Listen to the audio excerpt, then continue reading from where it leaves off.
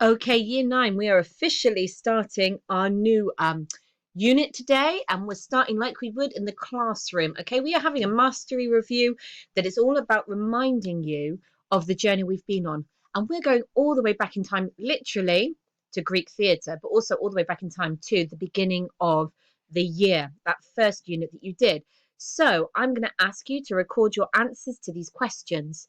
Now, as I read it, just write, sorry, before I start reading through the questions, what I would love you to do is just to write down Mastery Review as your title and the date for today's work, please, which is the 20th of January.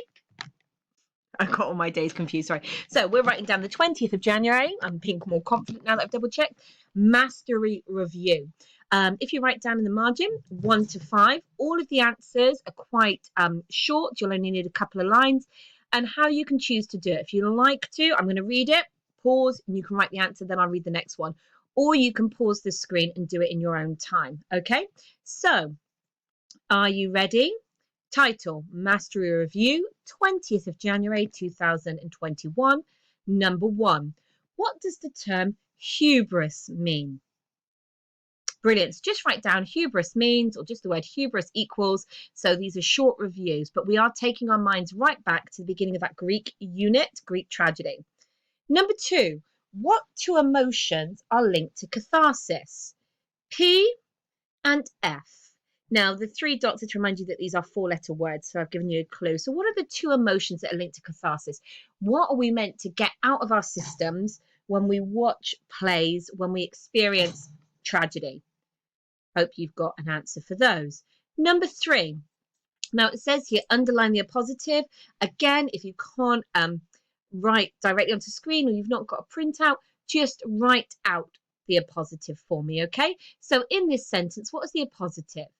Oedipus, the protagonist in Sophocles' tragedy, suffered from the fatal flaw of pride.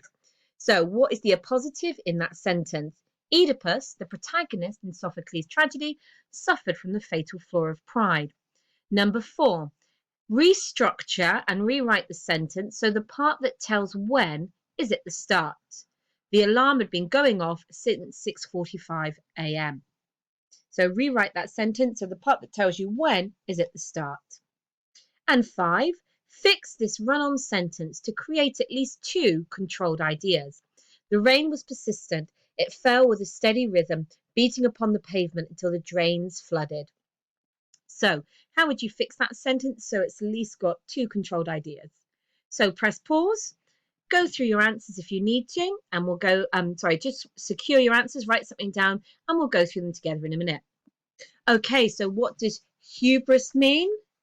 Brilliant. If you've got excessive pride, pride in any of those 2 forms is the answer. Now, we know that pride can be a good emotion, a good characteristic. If you are proud of your work, we want you to take pride in your work at home. So there is a standard to which pride can be a good thing. So when we talk about hubris, it's excessive pride. It's the pride that's so overinflated, so self-involved that it cannot hear or take on board advice, the ideas of other people. And it does say that pride leads to destruction. Now, do you want to know a little common known or a little known fact? We often use the expression pride comes before a fall. Do you know where that comes from? Well, it's actually a misquote from a book called Proverbs. And actually, it's even worse. Pride doesn't come before a fall.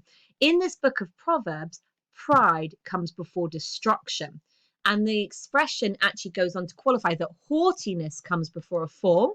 So haughtiness means to be self-inflated, to look down on others, and that leads to a fall. But pride leads to destruction. So the complete destruction of a character, of a person, of a nation.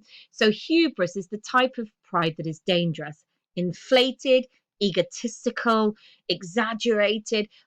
But why is it dangerous? Because the pride is so big, so out of control that the character stops listening, stops taking on advice, stops allowing others to help them. That's why it becomes dangerous. Brilliant. So number 2, what 2 emotions are linked to catharsis? So this was still part of our journey through Greek theatre. and you would go to a play. This is why plays were so popular. This is why the citizens had to go. They didn't have a choice, because it was a way to experience catharsis, the healthy release and purging of emotions. So what two emotions were they trying to get out? P stands for pity. Brilliant. And F, fear. So actually, remember the context of Greek theatre. They didn't want the citizens running around feeling pity and empathy, because then they might try and free the slaves. They might recognize that the treatment of women was misogynistic and wrong. And they also didn't want them walking around fearful. Fear itself is a emotion that can cause us to make bad choices, bad decisions. So they wanted people to go to the theatre, get rid of pity and fear, so that in their everyday lives, those emotions were in check. Brilliant. So what was the appositive? The protagonist in Sophocles' tragedy. Brilliant. So we've got here Oedipus suffered from the fatal flaw of pride. The protagonist in Sophocles' tragedy suffered from the fatal flaw of pride. So it works. And then we've got it begins with the determiner. Brilliant. Remember, we want to take appositives with us from our last unit into this one. So how do we restructure this sentence? So now we're moving forward in our learning to the writing unit we've just done. So how would we do that? Brilliant. We look for our subordinating conjunction since. That goes at the beginning. So since 6:45 a.m., comma, the alarm had been going off. So then the bit that tells us when is at the beginning of the sentence. Brilliant. You do need to have your boundary marker, so your capital letter and your full stop. And let's fix this run-on sentence to create at least two controlled ideas. Guys, there's lots of variations. So we're going to go for the easiest or the more obvious. The would need to be capitalized. The rain was persistent, full stop. It fell with a steady rhythm, comma, or semicolon, sorry, beating upon the pavement until the drains flooded, full stop. We could have said the rain was persistent and it fell with a steady rhythm, comma, beating upon the pavement until the drains flooded. But actually that would only be one complete sentence. We were looking for at least two. So you might have done it slightly differently, but we're looking for control. So guys, we are starting our new unit today. This is our new topic, the importance of theme. Whoa, okay, the importance of theme. Now, I know some of you began this unit maybe just before we broke up. So I know Miss Deutsch, my class, we had just begun it. You guys are not going to be repeating anything. It's been adapted to allow for the fact that we wanted all year nines to do this unit and we'd only just started. Okay, so I don't want the year nines that were in class with me to kind of switch off. I've adapted it, but we are going to finish that unit that we started. So our real umbrella title for the subsequent lessons is the importance of theme. Okay, and we are looking at this new topic. Now, this was a quote from a famous writer that all writing has a problem and or conflict of some sort, and its resolution is why we write. And all themes in some way can come or be taken back to a place of conflict. Okay, and a conflict and a problem that is looking to be resolved. So we're going to just do some vocabulary work today to begin with, guys. There's going to be some new vocabulary. Now, I appreciate people have access to different materials, different ways of working. I'm going to ask that you write down the new vocabulary as part of the work. So if you're working on paper, keep it safe. We don't want this to disappear. You're going to be referring back to this vocabulary in future lessons. If you are working on the computer, again, make sure you save it. Don't delete it, because this vocabulary will come back into our learning. So we are just going to pause, though, and have some vocabulary work today. Okay, so and through this unit, we're going to be looking at what is theme, can we identify theme, how can theme create a bridge across time and text, and how do writers contribute to the meta-narrative of human experience. These are the big ideas. But like I said, we're going to start with some vocab work. So, I keep saying vocab work and then something else comes up. Sorry. We will be doing some vocab work in a minute. I'm just giving us a bit of context first. Okay. So the key question for us today really is, what is theme? And we're going to use some vocab work, some new vocabulary to help us answer this question, what is theme? Tomorrow we're going to look at identifying theme in a text, and then over the subsequent lessons, how we can bridge across time and text through theme. Okay, so the idea that we're going to start with, now I don't want you to write anything down. The writing is going to come in a minute. Okay, I just want you to listen to me, but we will return to these ideas. So this key concept that threads through all of this unit is the concept of theme. So theme is the message, the teaching point the writer wants to share. It is what the writer wants to say, what they want to contribute to the bigger conversation that's happening around them. in their world, in their society. So the message, the theme then, is the aspect of society and culture, nature and or human behavior and actions that the writer wants us to look at and think about differently. So in all texts, there will be a theme. There will be an aspect of society and culture, nature and human behavior and actions that the writer says, look at this, think about this, think differently about this, change how you think about this. All writers have something they want to say. Now, we saw that with the writing unit, this idea of having a voice and contributing your voice. And using writing and speech, using language is the key way that anybody gets to say and contribute what their point of view is, what their ideas, their opinions are to the bigger conversation in the world around them. Okay, so that's why it's an important topic, because if you can understand the teaching point of a text, if you can really understand and distill down what you're reading to what the writer wants to say and contribute, the aspect of society, behavior, actions that they want us to look at differently, that makes us that kind of elevates our reading and writing skills to the highest grades. Okay, so theme. Don't worry about writing that bit down. We're going to come back to that in a minute. Okay, so to help us unpack this idea of theme, we are going to introduce some key vocabulary today. This is the bit I hope we are going to write down. Yay, there it is. Okay, so the first thing we're going to write down is this lovely cool word, meta-narrative. Such a good word. I love this word, meta-narrative.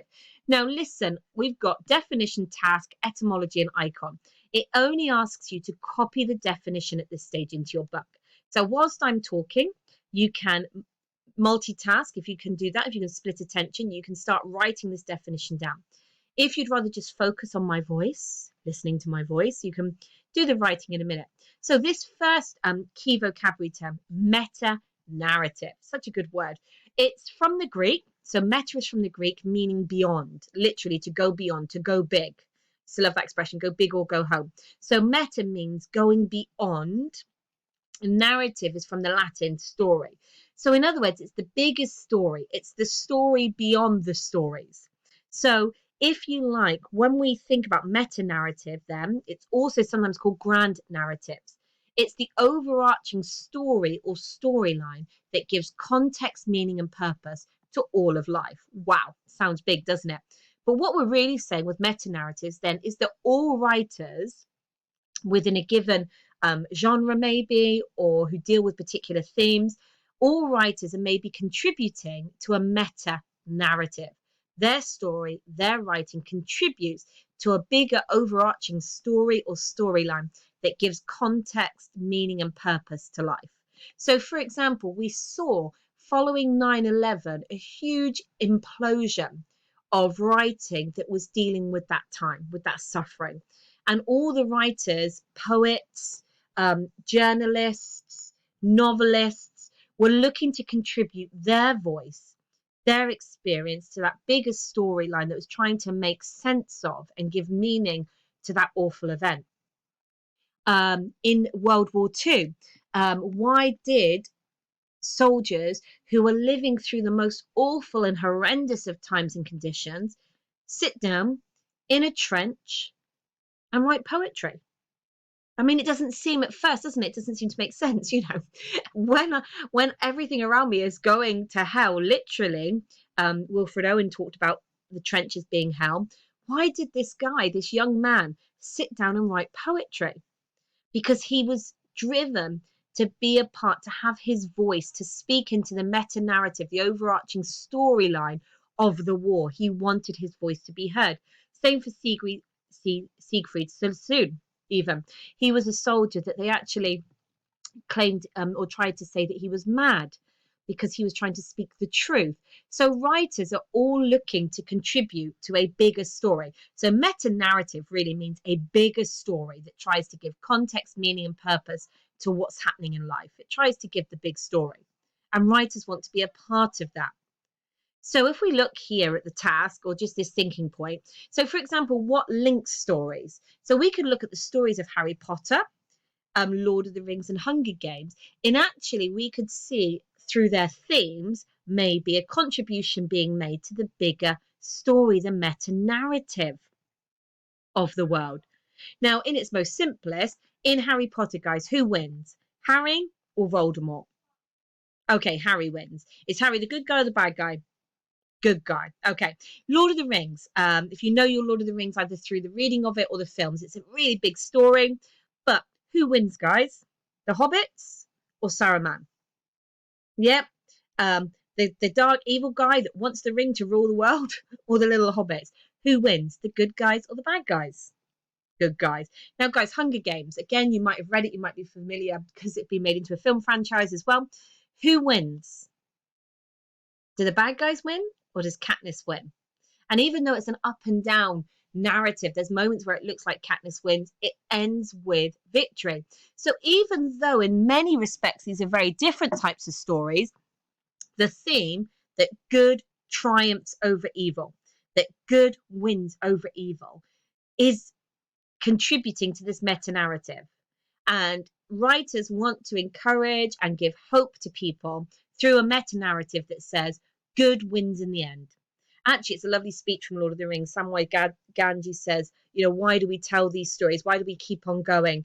And he says, because there's some good in this world and it's worth fighting for. It's meant to be my Samwise Gamgee accent. So, what links Harry Potter, Lord of the Rings, and Hunger Games? They are all contributing to a bigger meta narrative, a bigger story that says good triumphs over evil. Woohoo! That's a good thing, isn't it? Now, my little picture over here is somebody looking at the bigger picture. So a theme, remember, we're going to be linking our vocabs back to theme.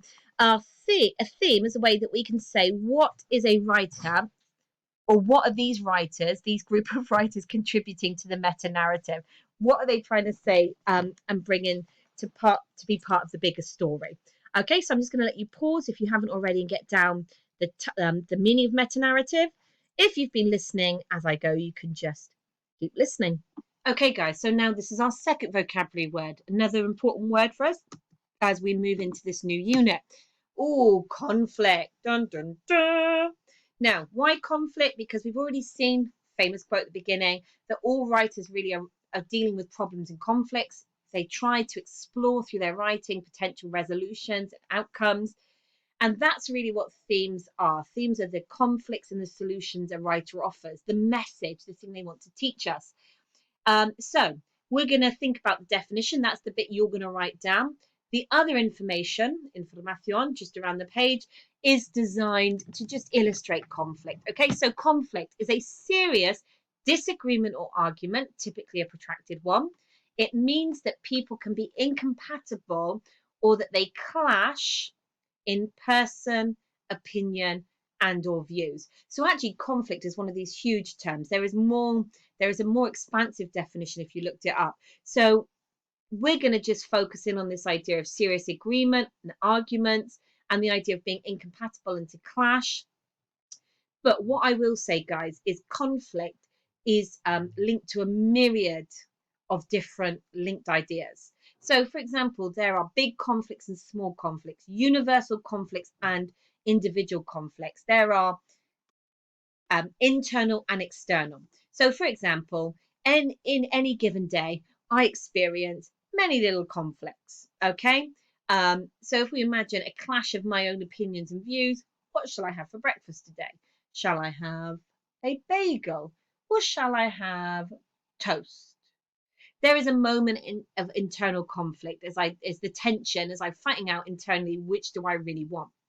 But that actually is what we mean by conflict. It's that friction, that internal incompatibility and a clash between views, opinions, and people. Now, we can see this word person being applied bigger. We can talk about individual people or people groups. Okay, but conflict then is a serious disagreement. When it says a protracted one, it means sometimes it can last a long time. Okay, it means to be incompatible, to clash. Okay, it's from the late Middle English. It's a combination. Okay, it's from the Latin. So conflict means to be struck together or to fight, literally a fight. Okay, people fight, my opinions fight. Struck together is where the concept as well of friction comes from. It's also from the verb confligere, from con, together, and fligere, to strike together. And there's also the noun Latin versus contest. So conflict is anything as well that takes back to the idea of competition, Two people in competition can create conflict. People that come together and strike. In other words, they strike against each other, they spark against each other, it creates conflict. So I'm not going to lie, conflict is a big, big, big, big term. Okay, but that's actually what themes are doing. That's what meta narrative is all about, the big stories that we tell ourselves, that we tell each other as humans. Okay, and they are built around conflict. Okay, so just to see it in use, can we remember who Oedipus was in conflict with? There was lots of different conflicts in Oedipus. Who did he have disagreements with? Who did he clash with? Now, Oedipus clashed with himself, his uncle, his family, his wife. They argued. The prophet that told him the version of the future or the version of his past that he didn't want to know. Oedipus was in conflict with the idea that he'd killed his father. Oedipus, in the end, the conflict within him that he'd killed his father and married his mother led him to pluck out his eyes and banish himself and to go into exile.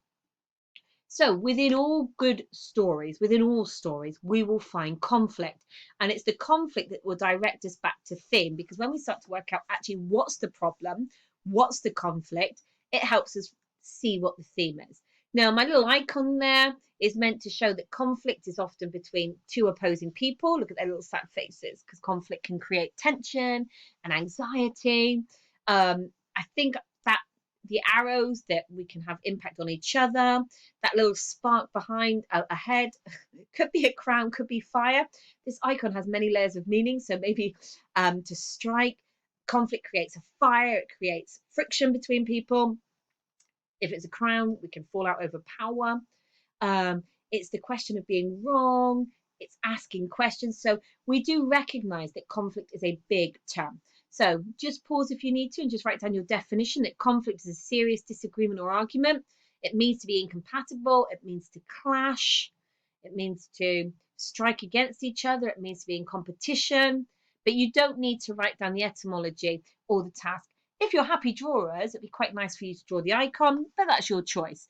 Right, guys, once you've done that, you're going to come back and we're going to look at our third word. Our third word. Look at this word, resolution. Now, resolution means to settle or find a firm solution to something. So this is our shortest definition, nice and snappy, okay? Resolution, settle or find a firm solution to something. In other words, how does something end? The resolution is what's the ending. Now, it is linked to solution, to resolve, to solve, or to settle. Now, it's from the late Middle English, resolution. It's interesting that the original meaning means to loosen or release. Now, the reason I say interesting is because I do find it interesting. I love language, because often we talk about, when we're story writing, an ending that ties up loose ends, where the original meaning of resolution was to release. But actually, if we think about this idea of release, if you're in a fight with somebody, the most powerful thing you can do is to release each other, to release, to loosen your grip on each other, to loosen and release one another from that argument. So release and loosen means to let go of the conflict. That's often the way that we find resolution. Now, we know that over time, meanings do change. And now resolution is kind of shifted away from that original meaning of to release and to loosen to actually to find a firm solution. Now, there are multiple ways that problems can be resolved. There are happy resolutions, happy endings. There are realistic resolutions, okay, where it's not a happy ending, but the situation comes to a conclusion, it comes to an end. There are cliffhanger endings, where actually we settle on an ending, but maybe it's not firm. So we see that this term resolution has actually changed over time. For us, we are going to write down to settle or find a firm solution to something, and in brackets maybe kind of to bring something to an end. Okay, now what resolution does Sophocles offer in Oedipus Rex? In other words, how does it end? So in Oedipus Rex, the resolution is the scene of suffering, that beautiful monologue we looked at.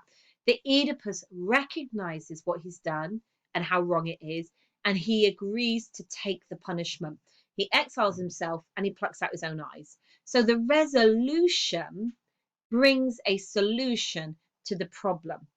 Okay, so resolution is also about bringing a solution to the problem. Okay, so just give yourselves a minute to write those down. So let's have a look. Now, on this one, I don't want you to get too quick.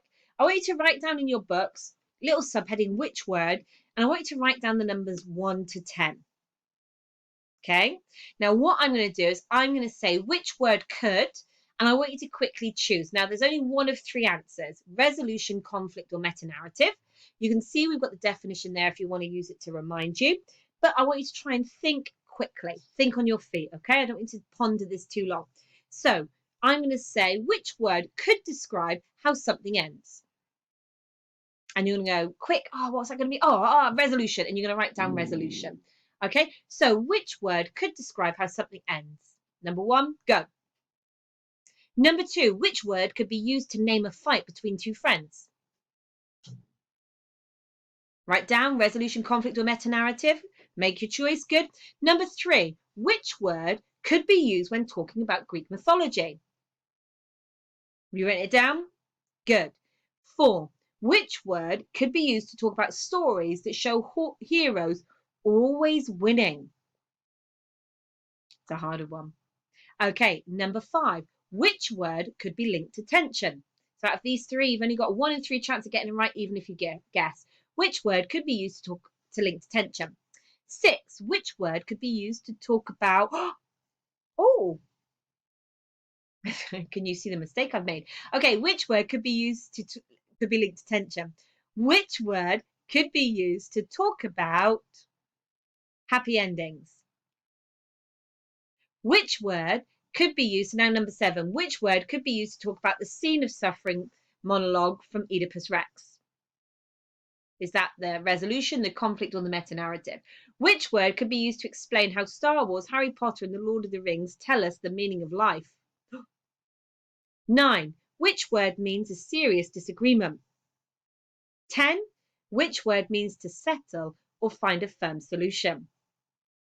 Right, guys, if you need to, you can pause and just reread those and just make sure you've got something in for each one. But I don't want you to be spending hours on it. It was a quick kind of fire trying to get you thinking about these vocab terms. So, if not, we're going to go through the answers together. Okay, number 1, guys, which word could describe how something ends? Did you get it? Resolution. Brilliant. So number 1's resolution. 2, which word could be used to name a fight between two friends? Conflict. Brilliant. Which word could be used when talking about Greek mythology? Did you get it? That one was harder. That's meta-narrative, because Greek mythology could be seen as part of a meta-narrative. They are overarching stories that give context, meaning, and purpose to life. Okay, they're actually written to try and explain why life is the way it is. Brilliant. 4, which word could be used to talk about stories that show heroes always winning? That's meta-narrative again. So heroes always winning is part of a meta-narrative, a storyline that's trying to give us a sense of meaning and purpose to life, which is good wins. Okay, 5, which word could be linked to tension? Brilliant. Conflict. Okay, 6, which word could be used to talk about happy endings? Resolution. 7, which word could be used to talk about the scene of suffering monologue from Oedipus Rex? Good, that's part of the resolution. It brings the story to an end. 8, which word could be used to explain how Star Wars, Harry Potter, and Lord of the Rings tell us the meaning of life? Meta-narrative. 9, which word means serious disagreement? Conflict. Brilliant. 10, which word means to settle or find a firm solution? Resolution. Brilliant. So that's just kind of getting us to use and think about these words quickly. Now we will come back to them at a practice level, but now we're going to use them to help us create a link between key vocabulary and theme. And guys, for this one, you can see that we're going to copy and complete this summary kind of what we've been looking at so far. Okay, so as we talk through, where there's a blank, I might make a strange noun. And you've got a choice here of your 3 words: resolution, conflict, meta-narrative. All right, my darlings, here we go. Theme is the message of a text that is part of the It is the way the writer is offering their voice to a bigger story. Okay, so despite the potential for an infinite variety of stories, theme draws attention to the universal aspects of life. Human experience is always marked by wah, wah, as people opinions and views clash. But trying to settle those conflicts, offering a wah, wah, inspires writers to write. Okay, so how would you copy and complete that paragraph? Now that's going to give us beginning to build up our answer as well to this question. What is the importance of theme? So this is our definition of theme, linking it to our three key vocabulary terms. Okay, so you need to pause there and give yourself time to copy and complete those sentence stems.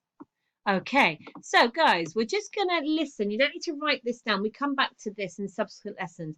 So we've started to think about what theme is, but we also need to think about what theme is not. Okay, because theme is one of these words that particularly, guys, and I know it's not always about looking to the future, but you are on a journey. What we're doing in year 9 is part of your progress, part of your journey to success in the future. And we see that at GCSE, there is a thematic link across key texts. Okay, so when you're studying Shakespeare's Macbeth or A Christmas Carol by Charles Dickens, when you're looking at Blood Brothers, the Willie Russell play, the poetry, your ability to understand what theme is and to analyze texts in terms of how they present theme and message is what we want to achieve. That's what we're laying the foundation for. But some people get theme wrong and therefore they misapply it and it goes against them. So I just want to quickly tell you what theme is not. So when we talk about the theme in a message, it cannot be one word. So if somebody says to you, oh yeah, like the theme of Macbeth is bloodshed, no, it's not, because that's only one word. So we can start to eliminate what theme is not. So theme cannot be one word. And a theme, now this is the really important thing, cannot be linked to one text only. So if only one text ever shows the theme of the idea that Macbeth kills the king, then that's not a theme. That is a particular specific idea of Macbeth. So a theme cannot be linked to one text. So what we have to do with themes is to start tracking themes across lots of different texts. So as I said earlier, following 9/11, you had lots of text, poetry, journalism, stories that were being written in response to that event. So we could track the theme of suffering and distress as a consequence of 9/11 across lots of different texts. And therefore, it became absolutely a theme. Now, if it's only in one text and one text only, then it's not a theme. So just going to show you some of these non-examples. Now, again, you're just listening, you're not writing anything down. So suffering, using the single word suffering, is a non-example of a theme in Oedipus Rex because it's only one word. If you then tried to make that more than one word, so you turned it into something like this, in this play, the writer thinks that the way people can suffer if they do not know where they come from. Okay, so they're trying to make it more than one word, but it's still a non-example of theme because it's only linking it to the text, to the play, to that particular writer. Now, this is how we start to think about theme. The way people can suffer if they do not know who they are or where they can come from is an example of theme because it is a message that we can find in many texts. So Oedipus Rex, right back when, Greek theatre, does look at the suffering caused for Oedipus, that he does not know his parentage, okay, and that he bears the sins of his parents. His parents gave him up. His parents didn't tell him who he was, and he reaped the consequences of that. But one of my favourite storylines in EastEnders was about suffering caused when people didn't know who their parents were. Brilliant storyline. There was Kat, and it was her daughter, but really her daughter thought they were sisters. It was all very confusing. There's a brilliant scene outside the pub of EastEnders where she goes, "I'm your mother." And actually the suffering caused by not knowing who you are or where you come from in terms of your parentage is seen in so many texts. So a theme has to be more than one word, and we have to say that we can track that theme across text, across time. Okay, brilliant. So that you just needed to listen to.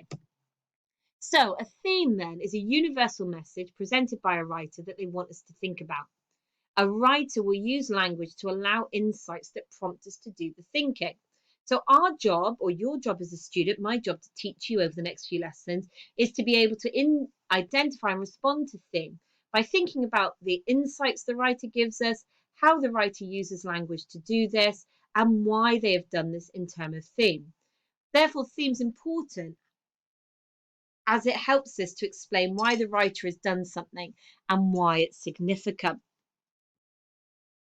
In other words, if we can get really good at understanding theme, it means that when we start thinking analytically, and then at GCSE, when we're doing analytical responses to text, we can hit that higher criteria of placing text within context, of understanding how they represent bigger themes. And that is a key criteria up the mark scheme. So by getting the foundation ready now that we can understand theme, that we can spot theme over the next few lessons, is going to put us in a really good position for the future. Now, the last little bit for today, you've listened beautifully, okay, is just to end with this then, that we have begun to answer a big question: what is theme? So we can just succinctly say then that the message, the theme of a text, that theme is the message of a text. It's the problem, it's the conflict and the resolution. And we can work out theme by learning to spot what the writer wants to teach us about. So the problem and the conflict and its resolution. We are then going to look at how writers focuses on it, what techniques they use to get us to understand what the theme is. And then we're going to be able to explain why they're doing it. And then testing those ideas against other texts. So guys, that's the journey we're on. That key vocabulary is really important. Make sure you've written it down. We're going to practice that again. And I will see you next lesson.